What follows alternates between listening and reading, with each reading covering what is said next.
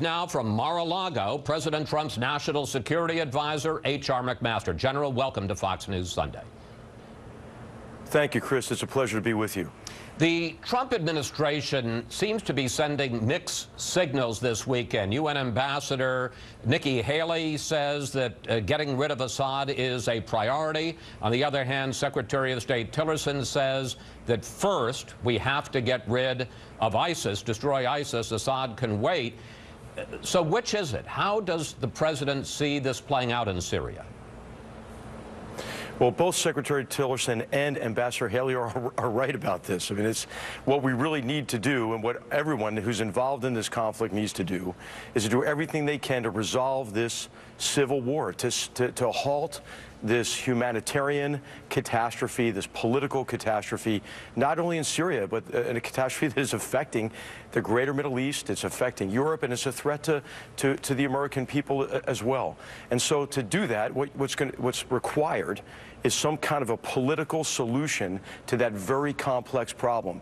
And what Ambassador Haley pointed out is it's very difficult to understand how a political solution could result from a continuation of the Assad regime.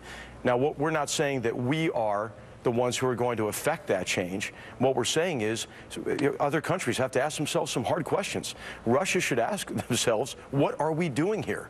Why are we supporting this murderous regime that is committing mass murder of its own population and using the most heinous weapons available?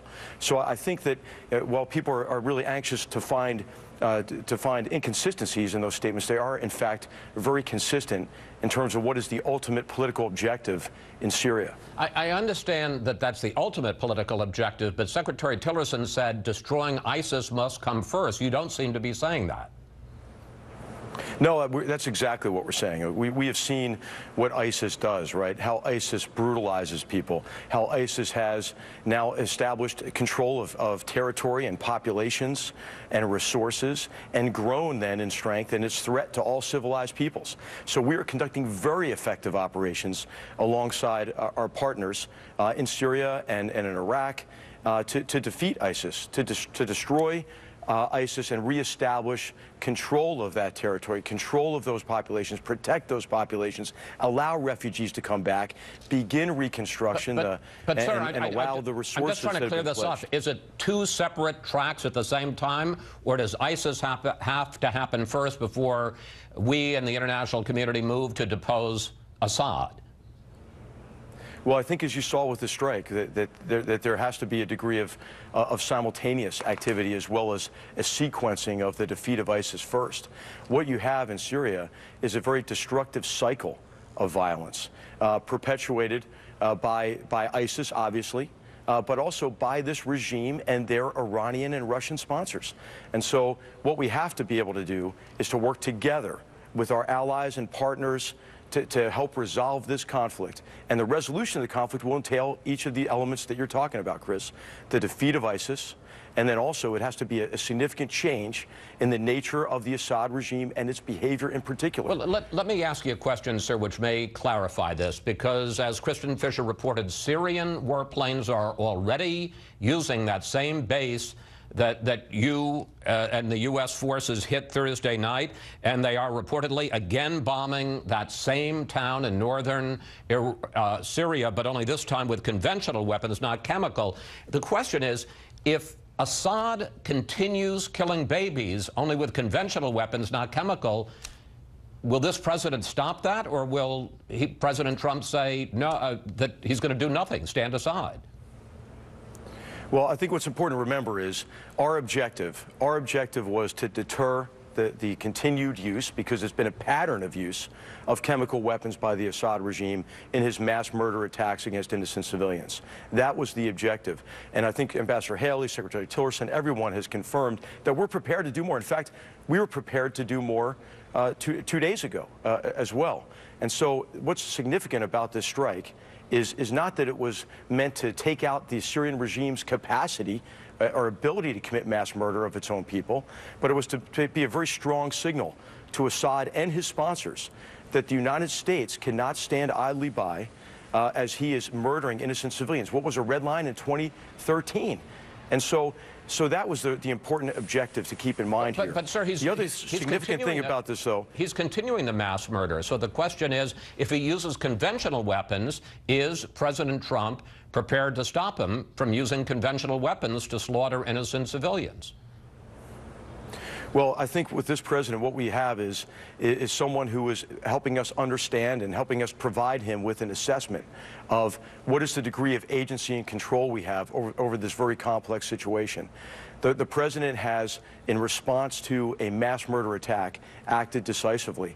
And if they're using that airfield again, that's not the objective, was to take out that airfield forever. The objective was to send a very strong political message to Assad. And this is very significant, I think, because I think everybody should realize this is the first time that the United States has acted directly against the Assad regime. And that should be a strong message to Assad and to his sponsors who are enabling his campaign of mass murder against his own civilians.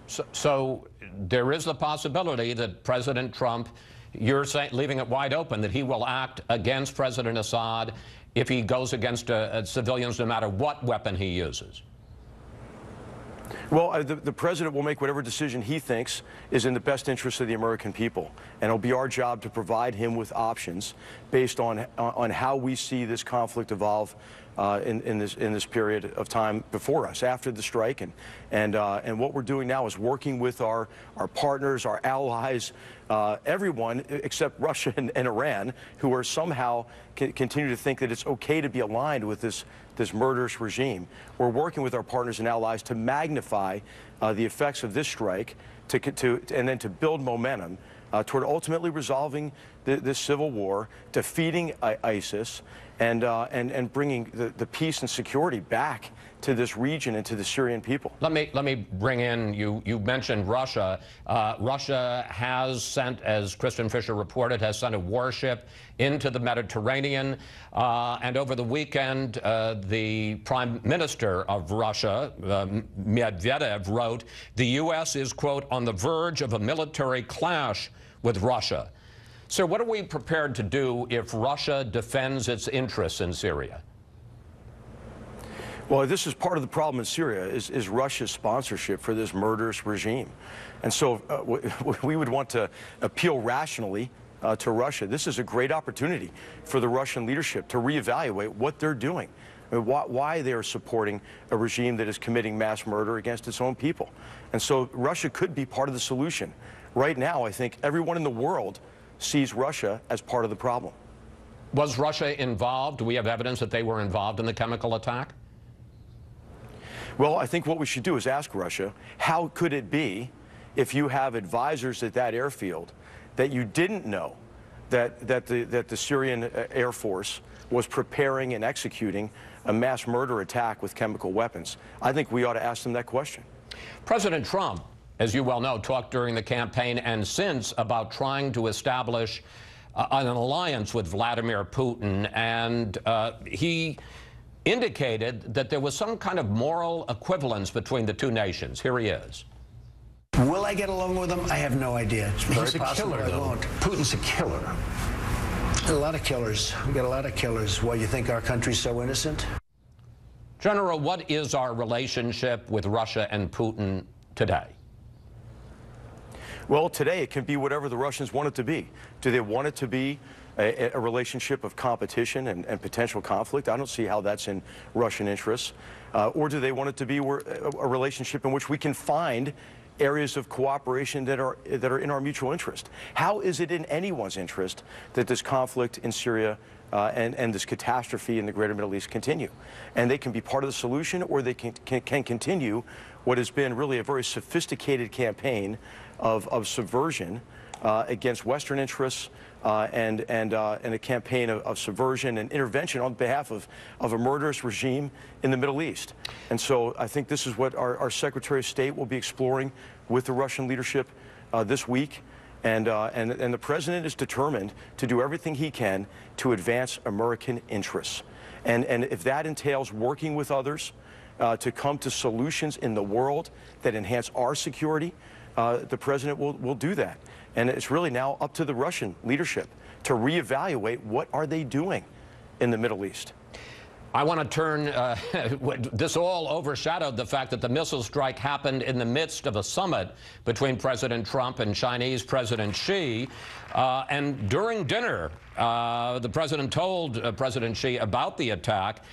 Did President Xi give any indication that he now takes President Trump's statement more seriously, that if China doesn't act to stop North Korea's nuclear program, that he, President Trump, will? Did you get a sense that they were taking that more seriously? And also, we learned this morning that a U.S. carrier strike force is on its way to the Korean Peninsula. Why? Well, it is such a privilege to be part of this national security team and help enable this team for the president as national security advisor. It's really extraordinary, I think, the degree of concurrent activity that was going on this week, and nobody really even broke a sweat over it. I mean, we have extraordinarily competent people in these positions who are providing the president with options, and then have this amazing military that we have that can execute those decisions of the president flawlessly. And so it was I think, maybe a bit surprising to the guests here about how really no one was even stressed out or anything about the need to conduct this operation in the wake of this murderous attack. And I think the summit was extremely successful because it met the first objective, which is to allow the president and Premier Xi to build a relationship that they can use to identify areas of cooperation and to advance really our mutual interests, but American interests in particular. And I'm running out of time, so I'm going to have to ask you sort of lightning round, quick questions, quick answers. Why the carrier strike force to the Korean Peninsula? Well, it's prudent to do it, isn't it? I mean, North Korea has been engaged with in a pattern of provocative behavior. This is a rogue regime that is now a nuclear-capable regime, and President Xi and President Trump agreed that that is unacceptable. That what must happen is the denuclearization of the Korean Peninsula, and so the president has asked us to be prepared to give him a full range of options to remove that threat to the American people and to our allies and partners in the region.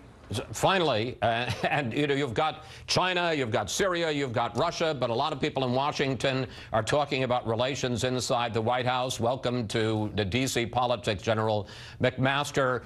Why did you push for Steve Bannon to be taken off the Principals Committee of the National Security Council? Well, this is not as significant as it appears, I think. But I think what the president was doing was making clear that he is going to, in terms of permanent membership on the National Security Council, have those permanent members who are there for every meeting, every official meeting of the National Security Council, to be those who will give him their advice on the long-term interests of the American people.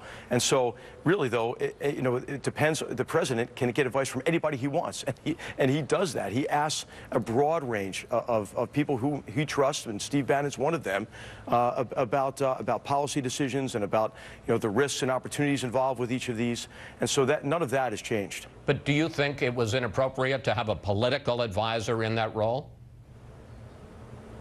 Well, no, I think what is appropriate is to have in that role whoever the president wants in that role, and Steve Bannon provides the president with advice on a broad range of issues and will continue to do so.